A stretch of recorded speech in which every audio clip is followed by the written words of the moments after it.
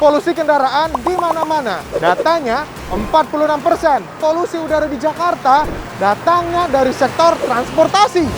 Bayangin aja, ada 13,3 juta sepeda motor dan 3,5 juta mobil di Jakarta. Tahu nggak sih lo, apa langkah yang bisa kita lakukan untuk membuat Jakarta menjadi kota berkelanjutan?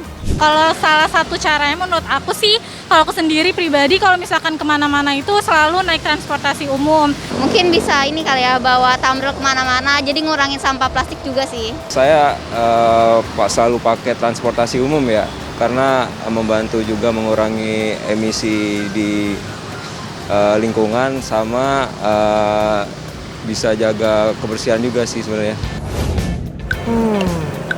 Coba kita tanya ahli dulu sebenarnya seberapa besar polusi di Jakarta. Sebagian besar warga DKI Jakarta, terutama juga Jabodetabek, jadi tidak hanya DKI Jakarta, dalam beraktivitas harian itu menggunakan kendaraan pribadi, baik itu motor maupun mobil, sehingga dengan demikian pengguna kendaraan inilah salah satu penyumbang tingginya polusi udara Jakarta. Itu satu. Ya.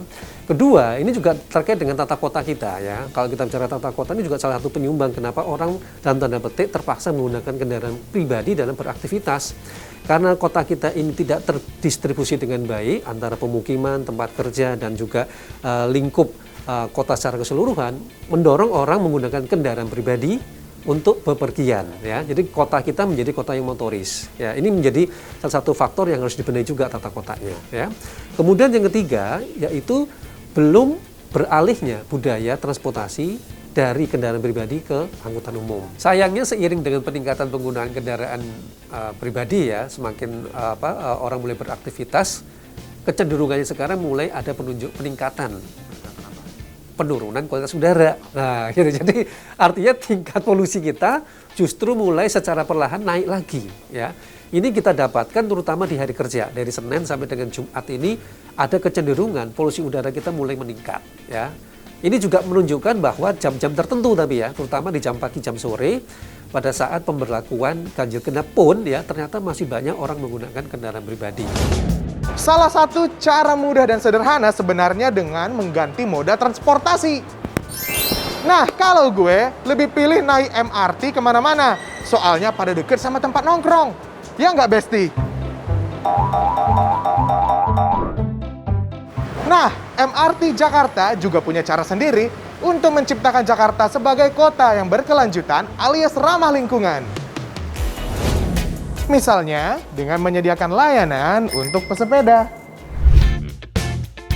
Layanan yang disediakan ini memungkinkan kita untuk membawa sepeda di lingkungan MRT Jakarta.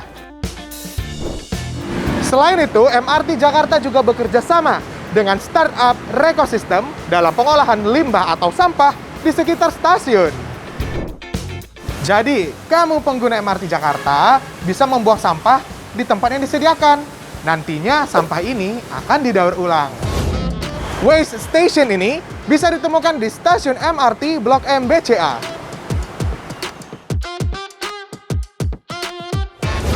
Kolaborasi MRT Jakarta lainnya adalah mengenai offsetting karbon.